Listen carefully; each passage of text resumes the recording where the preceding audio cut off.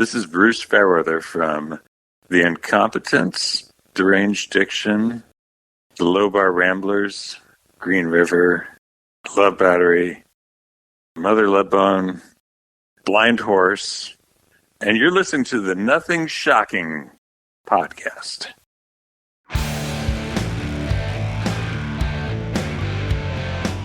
Want to know what's going on in the world of music? Then tune in to the Nothing Shocking podcast, a non-genre based, all ages friendly rock and roll program. Join us weekly for interviews with all your favorite rock stars from the mainstream to the underground. You can find us at nothingshocking.libsyn.com or anywhere you download podcasts.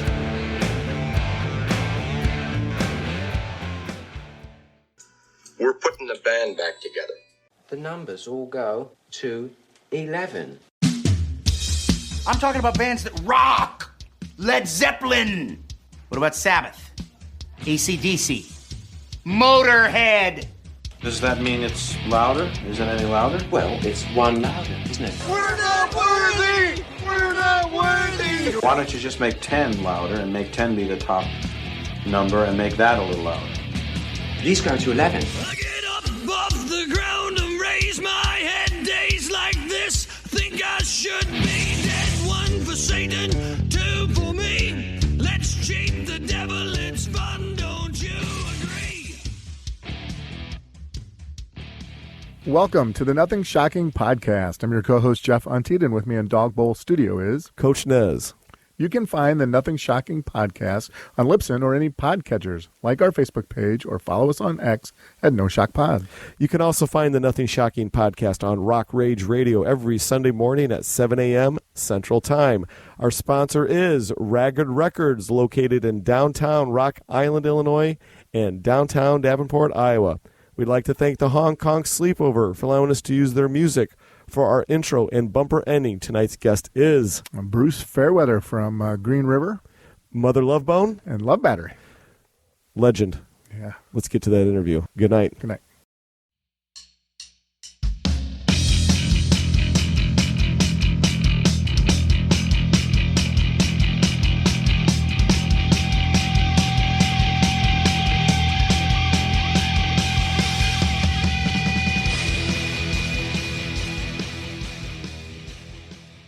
Bruce, welcome to the Nothing Shocking podcast. I'd like to introduce to you my co-host, Jeff Untied. Bruce, thanks for joining us tonight.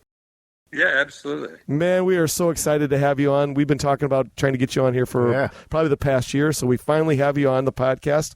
So let's get right into it. The Low Bar Ramblers is a bluegrass band you've been part of for a while now. Can you talk a little bit more about the origins of the band?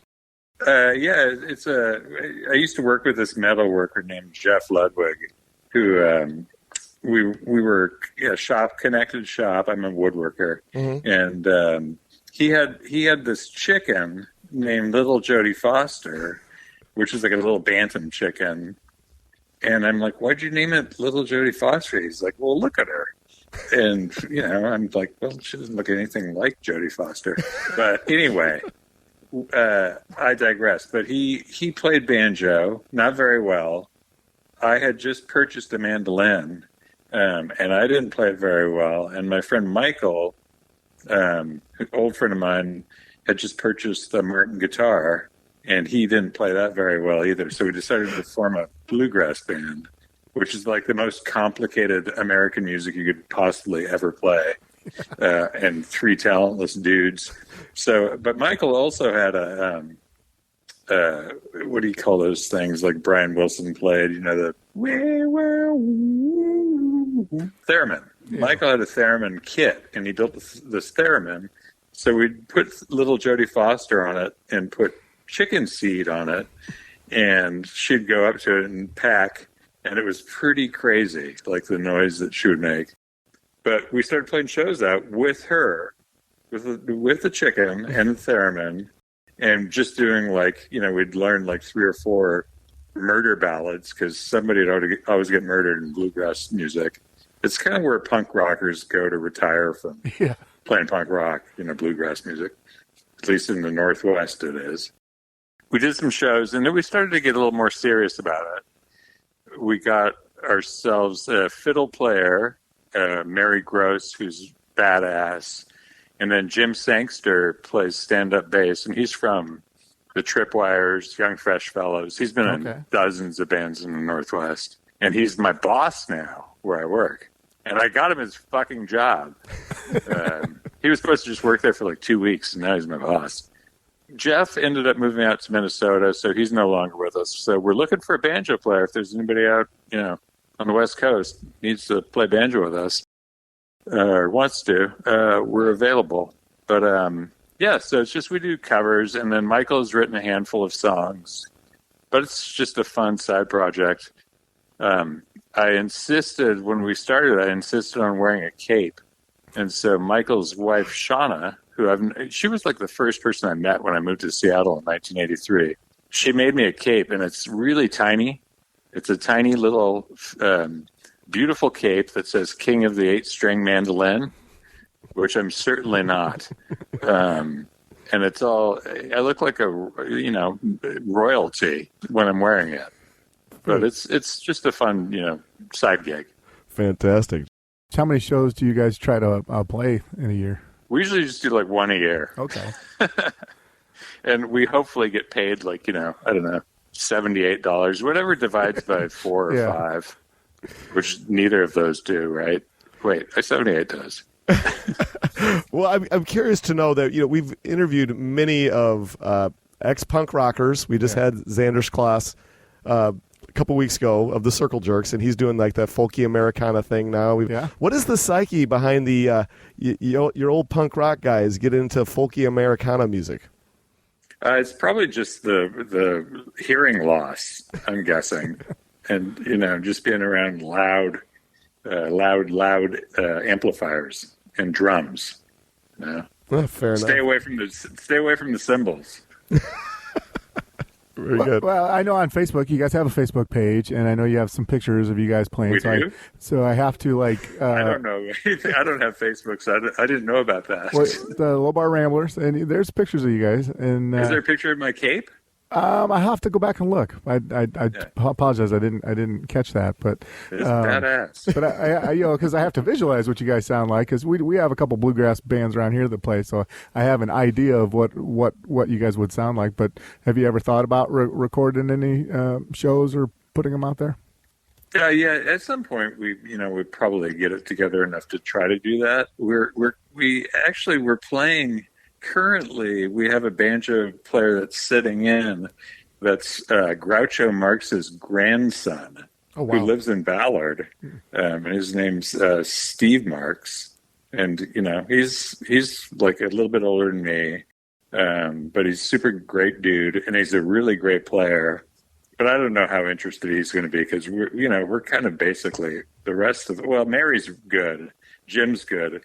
Michael and I are kind of incompetent on our instruments as far as, mandolin is like something I should have started to try to learn when I was like 3 years old, but that didn't happen. Yeah. Well, as 2024 is slowly winding down, what can we expect from the Low Bar Ramblers in 2025? Does the band have any aspirations of releasing any type of studio material, or I guess absolutely not. We're going to play. We play a Festivus party every year for a friend of mine. This place called the Rabbit Box Theater, which is in the Pike Place Market, which is really a beautiful place to see a show. And we'll probably do that, and then we'll probably play that again next year. And that's it, huh? We're not really driven that. We get together in the summertime. We play quite a bit in Michael's yard, which is fun because the neighbors walk by and they're like, "Why are you always thinking about women getting murdered?" I'm like, well, it's bluegrass, That's what we do. Oh, very good. I only wear the cape at shows and I never wear it at practice. I guess this kind of took away from the question that I had for you, since you don't play live too frequently. But aspirations-wise, as far as playing live, are you guys going to strive to play more live shows here in the next year, or what's going on? I'd like to. I think we would definitely want to have a full banjo player in the band, because it adds quite a bit. It's like a percussive instrument that we're lacking, So, maybe next year we'll try to get out more. Because when we first started, we did play out pretty regularly, not whatever. We play probably like 6 times a year, 7 times a year, just at bars, whatever. And we play like street, play on the street and stuff. Mm-hmm. Not busking, but just like play out. But yeah, it's super fun. And, just learning how to play those instruments. I really enjoy trying to learn how to play the mandolin because, it's way different than the guitar. It's upside down. And B, it's way smaller. And it's, 8-string, whatever. But it's super fun. And just that we're, the 4 of us now, we're all really good friends. So it's good to just hang out with them and play out. Yeah, very good. So recently I saw on Facebook that you've been kind of playing with Love Battery again of sorts. Can you talk a little bit more about your reunion with those guys? Yeah. Kevin, I don't recall exactly when he asked me, but he just texted me one day and he's just like, there's this show coming up and they needed somebody to play bass. And I'm like, well, I sold all my gear when I used to play with them, whatever, in the early 90s. Yeah. And when I quit, I was just like, I'm never playing bass again. And I sold all my gear. And then when he asked me, and I'd seen them. They had a couple reunion shows, and I saw them once when they reunited with Jim Tillman playing bass. And they were great, and it was awesome to see him again. And I hadn't, seen Ron forever. Which is weird because we live in the same city, but we just don't cross paths. Mm. We would, text each other occasionally, but never see each other. But then, Ron and Kevin actually just like, yeah, you want to do it? And I'm like, no. And then they finally convinced me to do it. So once again, it's like, bass is so different than guitar. I'm mainly a guitar player. But bass, you're like, sitting and behind in the pocket, in the groove, and guitar is like more ahead of in the groove. But I was just like, sure, why not? And sure enough, it's been challenging. We're playing a show on like the 10th next month, and so we've been getting together for the past month, relearning songs. Luckily, I knew most of them 20 years ago or 30 years ago, whatever that was. So it's coming back pretty quickly, but it's been really great. When you make a decision umpteen years ago, like you did, and said, "Hey, I'm selling all my gear. I'm never going to play bass again," yada yada. Did you ever have that moment, like, "Oh, maybe I shouldn't have done that," or I kind of have the itch to pick the bass back up again? Well, how did it work? Yeah, for you? My only regret is I had a really beautiful '67 P bass that I sold, and I'm never going to buy one of those again. I'm not going to want to spend money on something like that again, and they're valuable, and I wish I'd kept that. But other than that, not really. I mean, I don't miss lugging around 810 Ampeg, cabinet, and the SVT head. So, no, I don't really regret anything, but miss the instrument for sure. I mean, I love beautiful instruments. Very good. Yeah. Well, when we talked to Kevin, you guys they had just gotten done releasing Confusion a Go-Go on LP, and then since then, Straight Freak Ticket has come out. Have you had any thoughts, or did you listen to them on the LP versions all these years later? Yeah, Ron got me copies, and Confusion a Go-Go was interesting because we did that in my neighborhood. I used to live on East Lake, and Brad Smith from Blind Melon, we recorded, he had a studio basement, and we recorded, I think, about half of that there. I don't remember exactly what. We recorded quite a bit of it there. So I just walk over there and we do stuff. But I didn't remember half of the songs. I'm just like, I don't even remember recording these songs. Straight Freak Ticket, obviously I remembered all of that. But Confusion a Go-Go was just like kind of when the band was dissolving. Yeah. So, and they were more just kind of Ron's like songs Ron had come up with that we were just kind of riffing on. So, I mean, I remember a lot of it, but not, most of it, really. But, yeah, I mean, I think the Straight Freak Ticket sounds great. I was surprised, I didn't remember it sounding as good on CD. I mean, I packed my CDs away, probably 6 years ago, so I haven't listened to that stuff forever. Mm. Well, since we're on the subject of Love Battery, Far Gone is an absolute banger of an album.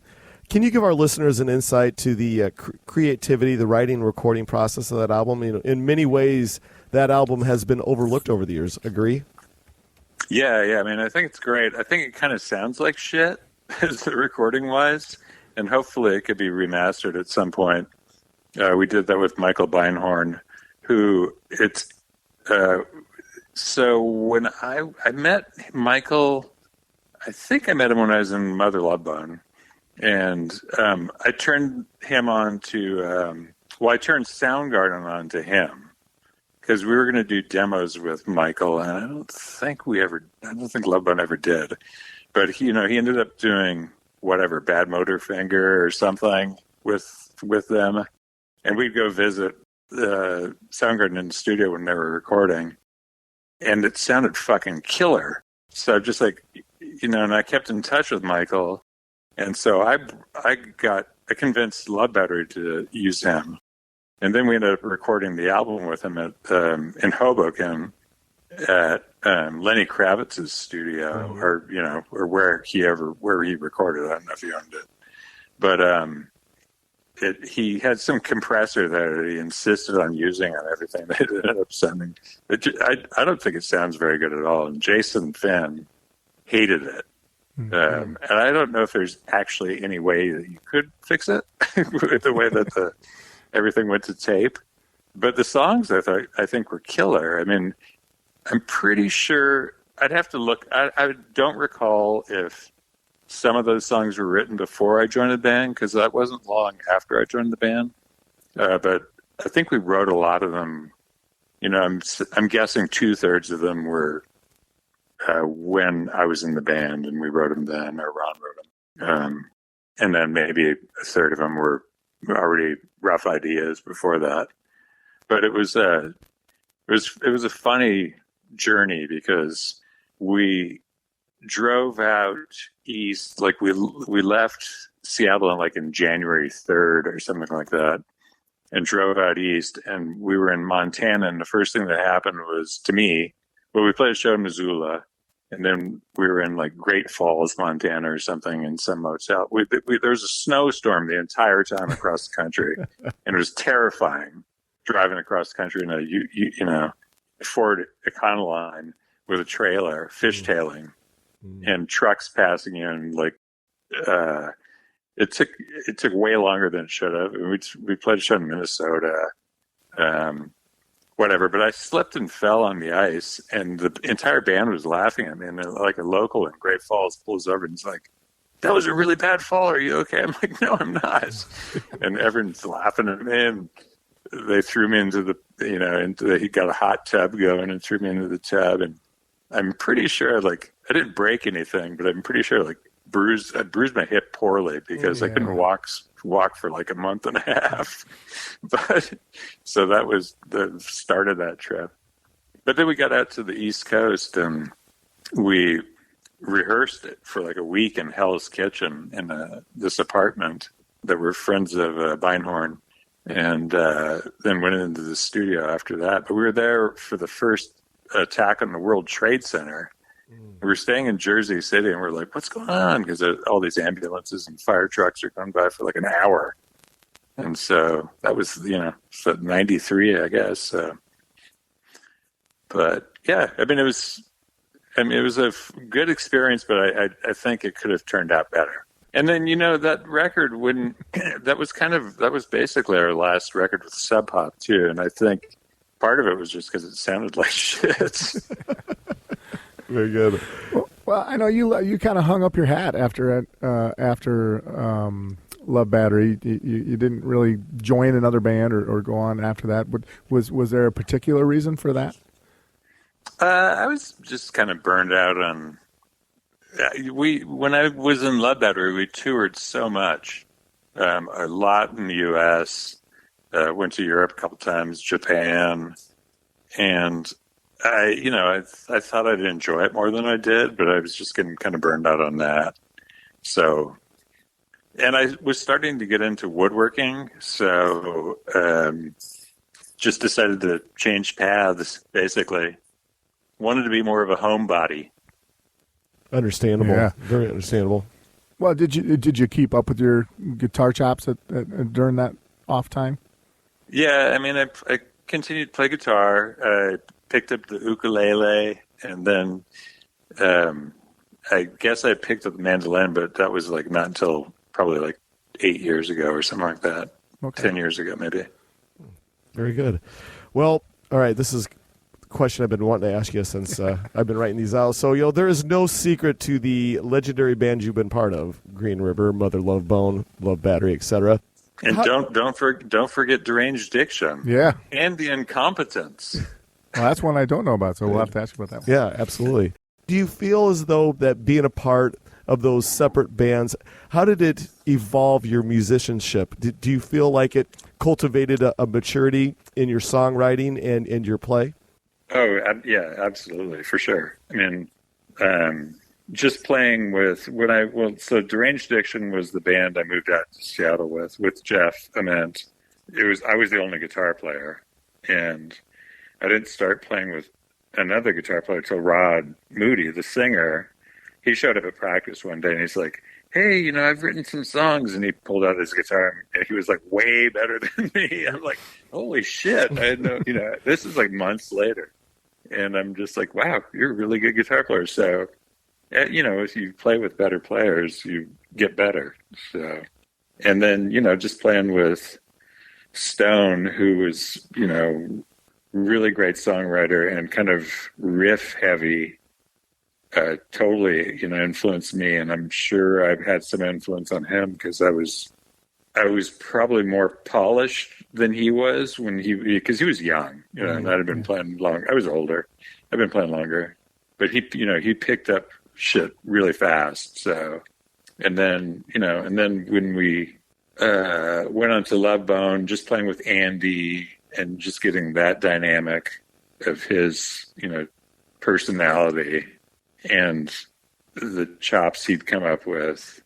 Yeah, I mean, definitely, you grow as a musician. And, we were really young, and so as you get older, you just get better. Absolutely. Well, yeah, let's talk about Deranged Diction for a minute. I do have, I think they put out a CD many years later of that. You moved from Hawaii to Montana for college, and that's where you met Jeff. Can you talk a little bit about the early days of Deranged Diction? Yeah, it was pretty fun. I grew up in Hawaii and wanted to be a forest ranger because my dad had taken me to like Yellowstone, when I was like 16 or something. I'm like, oh, I'm going to be a forest ranger when I grow up. And so when you finally go to applying to colleges, I applied to like 3 or 4 colleges, and the University of Montana sent me this brochure, and I totally loved skateboarding back then. And so they were in the quad there were these brick banks that looked totally skatable. So I was just like, well, that's where I'm going to go. And they accepted me. So I went there, and my parents had moved to Laguna Beach, California at the time. And they drove me up to college from there and dropped me off. And the first thing I did was grab my skateboard and skated over to the quad. And Jeff was there, and he grew up in Big Sandy, Montana. Yeah. And this guy, John Donahue, was there as well. And they lived in the same dorm. They weren't roommates, but they lived in the same dorm, and they were both totally into punk rock. Jeff had these board shorts on that had like 999, Sex Pistols, Gang of Four written on them in Sharpie. So I started talking to him. I'm just like, whoa, you like that music too? And so we became friends like immediately. And that was, September of 1981. And at Christmas time, I went home to my parents' house. And when I came back, they're like, we're starting a band. and you're going to play guitar. I'm like, okay. And so John sang, and John had been a bass player before. He had a bass, and he lent it to Jeff, and he taught him how to play some notes. And so that's where Jeff started playing bass.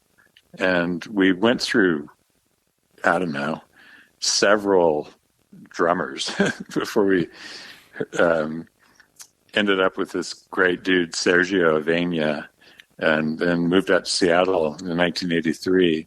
Played, we got to open for Butthole Surfers and Husker Du. Played some really great shows. That's the first time I ever saw, actually, when we opened for, was it the Butthole Surfers? I don't remember if it was the Butthole Surfers or Husker Du. One of those shows. That's the first time I saw Malfunction, and with Andy singing. Okay.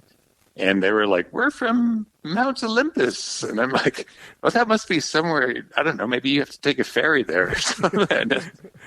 I thought he was being serious, but yeah, so, whatever.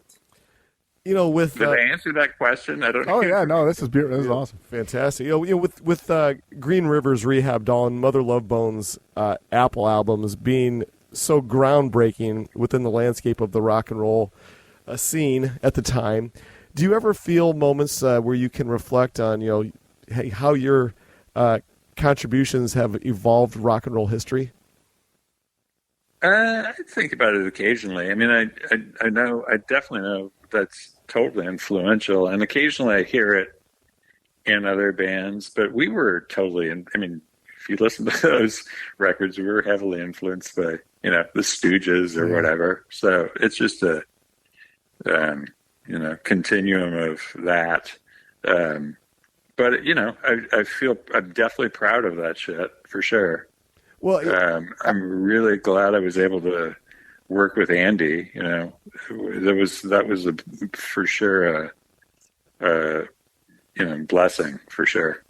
There are just certain albums. Yeah. There's songs, and then there's albums that will just stand the test of time, that will be played until the end of days. And I really feel as though you can just hear the fire or catching lightning in the bottle. Exactly, and we asked this question to Don McLean, American Pie, when we had him on the podcast, and said, what does it feel like to have a song that will be played until the end of days? And I really feel as though that the albums you've been a part of, those albums will be played until the end of days. Do you ever have that reflection and saying, this was some serious shit for the time, Yeah, totally. I mean, I wish, like we have KEXP up here, which used to be KCMU. But they only play, from Love Bone, they only play Chloe and Crown of Thorns. And there's other really great songs on the record that I wish they would play, but they don't. But yeah, definitely. I mean, for sure. I'm super proud of that stuff, and I know all of us are. It was a good time. Oh, so cool. Well, I know, in the documentary, Stone had said that, at that point they were ready to shut things down and not get another singer and not carry on with it. But, fast forward a few years, you guys have done 2 reunion shows in 2010 and 2018. You had the likes of Sean Smith, who Eric and I are big fans of, and some other musicians join in. Yeah, Jahari sang. Yeah, that was really fun, and it was, I miss Sean for sure. He was a sweet man and really good friend, a neighbor. He lived not far away from where I live now. But yeah, I mean, those are great, and they did it. My wife is part of this thing called SMASH, which is Seattle Musicians Access to Sustainable Health Care. And they totally I just reached out to them. I hate that phrase, reach out. But anyway, I did. And they all agreed. They're like, fuck yeah. So we did it. And it was great. I mean, it was funny, I think, both times. Well, the second time, I guess, because the first one we did was for Stone, at the Showbox. So he had some benefit for his thing. But the one at the Neptune was the one we did with Ohm and Sean. And they didn't hesitate, and we tried all these practice times that we didn't practice at all. So we just basically off the cuff, basically, and it turned out really great. Yeah. I know there's a video I've seen where I think it's only 3 tracks, but yeah, it just like... Oh, yeah, I played mandolin on one of those. Yes, you did, yeah. And yeah, it just made me want to hear more of it, especially with Sean Smith on there. That was pretty cool. I guess did you ever get a chance to work with Sean in any other capacity besides with the Mother Love Bone stuff? I think we might have done some just off. Yeah, we might have done some recording, but I don't remember exactly. I mean, he would hang out at our apartments and stuff, and he was definitely. I mean, he was in Pigeon Head with Steve Fisk, and Steve would come over. We used to live above this place called the Deranged Apartments, and he'd come over there, and Sean would be there, whatever, Kim, Thyle. We'd just be sitting around smoking hash and drinking beer, whatever. But, whatever. That's 40 years ago. Oh, yeah. Well, yeah. But it was a good time. Bringing up Sean, we've had other artists that have kind of explained their thoughts on Sean's, I guess, genius. Nowhere have I ever seen a lead vocalist and a songwriter, musician, etc., could be so diverse to go to the hardest of the hard rock to the bluesy of the blues, and to go just him and a piano. Yeah, and go soulful. For you, have you? Can you talk a little bit more about what you knew about Sean's genius when it comes to musicianship? He was just really talented, and he had a beautiful voice. He was such a sweet dude too. I mean, he was, he was prolific.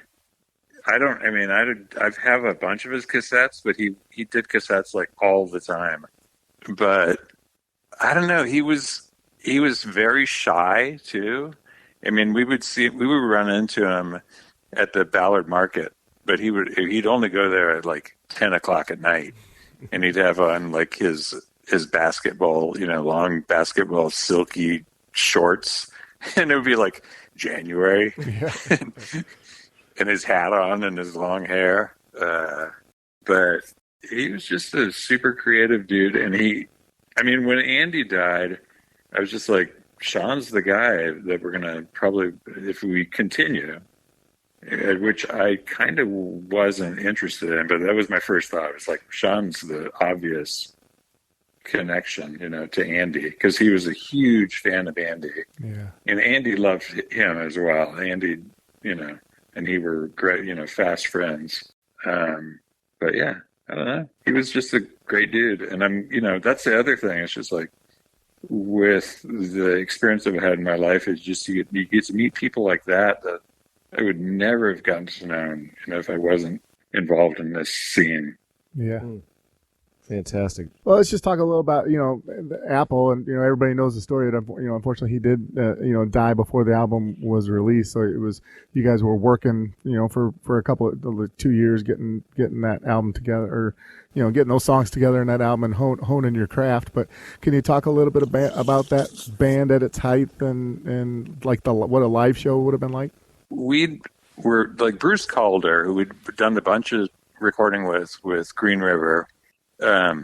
Me and Jeff and Stone started talking to him about trying to get something new together, and he kind of convinced us to do it, or helped us decide that we should do it, I guess. Yeah. And Stone had been talking to Andy, and we did a side project called Lords of the Wasteland, I think, and played a show which was all covers, like Aerosmith and Bad Company and stuff like that. And then Mark Arm immediately got a band together called the Wasted Landlords, which was pretty funny. But we, the band, Green River was still together. And then Green River did this last tour down the West Coast, opening for Jane's Addiction at the Scream in L.A. And I missed the show because I was in a fight with my sister, and so we were outside yelling at each other. So I missed Jane's Addiction. But on the way back up, we just decided not all of us, but we got back to anyway. We got back to Seattle, and Jeff and Stone and I had been plotting to break up anyway, so we broke up the band. Which Mark wasn't surprised. Alex was a little surprised, I think. You should talk to those guys too. They're all really great people.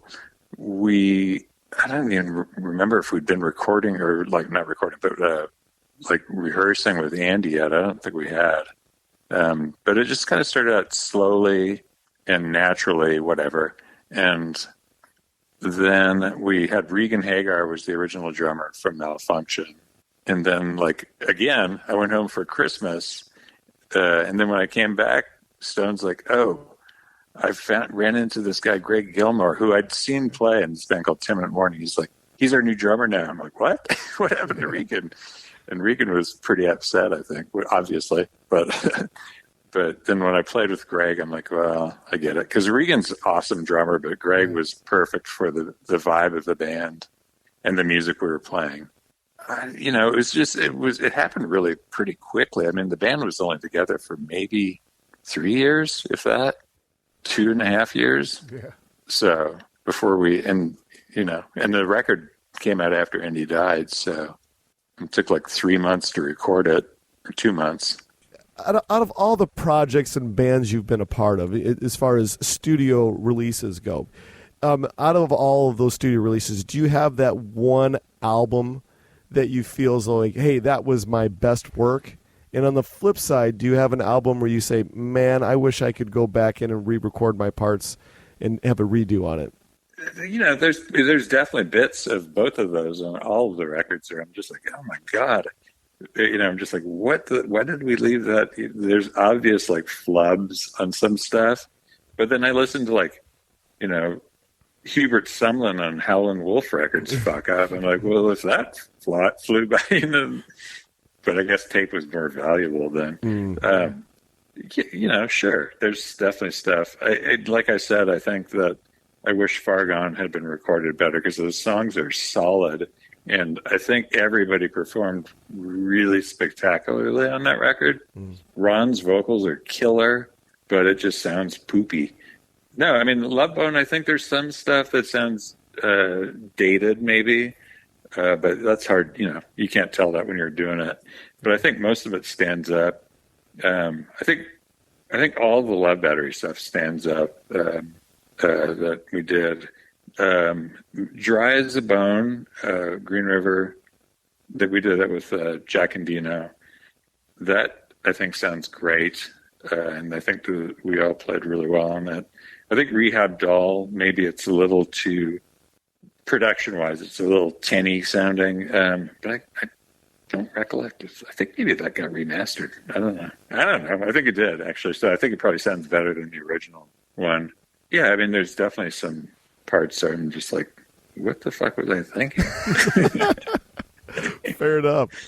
All right. Well, when I was doing my research for tonight, I stumbled across a band that I'd never heard of and fell in love with immediately. They're called Wild Powwers with 2 W's. I saw that you had they had posted a little link of you in the studio tinkering on a song, and I believe it was Pagent off of What You Wanted was the album. Yeah. So Lupe Flores and Shay were my neighbors. They lived right next to us.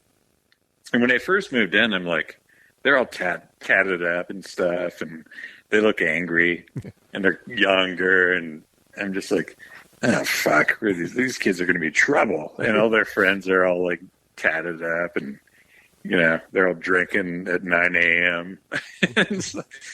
But then I was just like, I think I'm going to like these people. And we became friends, kind of. And then Lupe found out one day that I was in Love Bone, and she freaked out and was just like, you gotta come over here right now. So I ended up hanging out with them and whatever. They lived here for 3 or 4 years, and went to their wedding. They're no longer married, but I think they're still good friends and stuff. But her band Wild Powwers practiced all the time, and I'd be listening to them, and I'm just like, you know what, you should do like this. You should do like a different kind of riff here and stuff. And they'd be like, shut up, old man. But one day, then they asked, Lupe's just like, do you want to play on a song? And I'm like, sure. Because, they were right next door. So I did. And that was actually the first time I did so. I was keeping up on guitar, but I hadn't played for a while at that point. So it was kind of fun just going back in. And their basement was, where they practiced was like, I'm 6 feet tall, and their basement was like 5'7". So I had to like squat. It was really fun. And we went into the studio at Stuart Hallerman's studio, which Avast. And I don't remember the guy that produced it, but it was great. Whatever I did in probably like 2 takes. It was a pretty simple song. But it's great, because they're just like a guitar, and then the bass player plays like a 6-string bass, and Lupe, who's a badass drummer, and they're all really great people. So it was fun, and they're really great. They're a really good band to see live, for sure. Fantastic. Yeah, that album was stuck in my. I can't say a player anymore because it's on my phone. But it was stuck on loop all day. Have they been out to Chicago at all?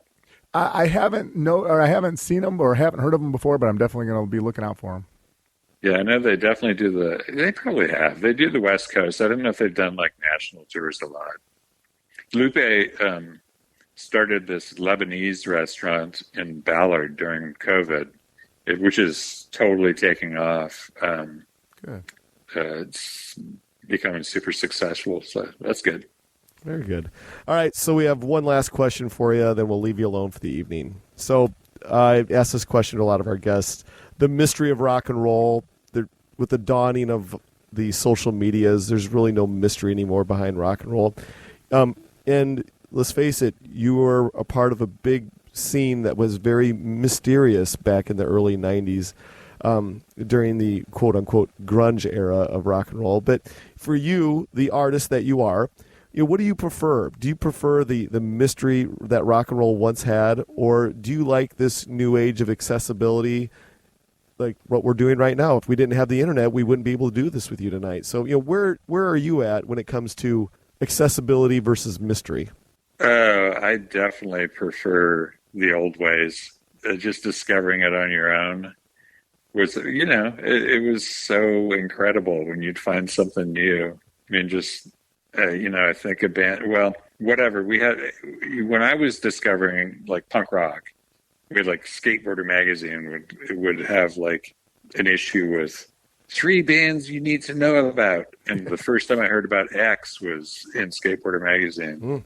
But they also had like Supertramp, Breakfast for America. I'm like, ooh, they must be punk rock too.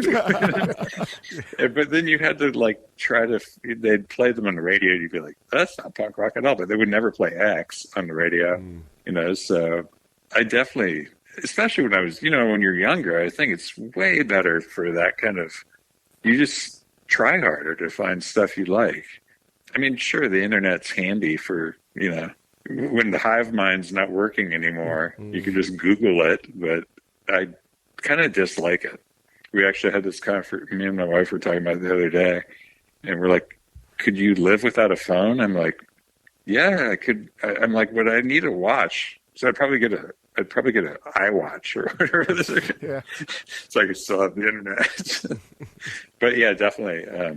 The old ways were better. Yeah, it's just music. I mean, just the way that we learned about when I was learning about music, like getting into like punk rock or the blues. You just I'd go from the Allman Brothers back to whatever, the original players, like, all the way, back to Mississippi John Hurt and all that shit, and just finding out who influenced who, Oh, very good. Is there anything that we left off tonight that you would like to plug, promote, or discuss? No, I think it's probably good. Okay. Well, this is how things are going to work out. We're going to release this episode within the week. Yeah. So with Jeff, the editing wizard over here, Ninja, we'll make everybody sound like $1 million. Does that sound good? Yeah, that sounds perfect. Maybe make me sound like Robin Williams or something. Jeff, can you do that? Well, I'm not so sure about that, but It sounds like I'm breathing helium. yeah, Maybe you can do that. I probably could do that. Yeah. Bruce, thank you so Yeah, much. thanks, Bruce. We really appreciate it. Yeah. Nice talking to you guys. We appreciate your time, and like I said, it's been an honor having you on tonight. All right. Well, thanks for talking to me. Absolutely, man. I'll be in touch with you this weekend, okay? With the episode. Okay. Take care. All right. Yeah. Bye-bye. Bye-bye.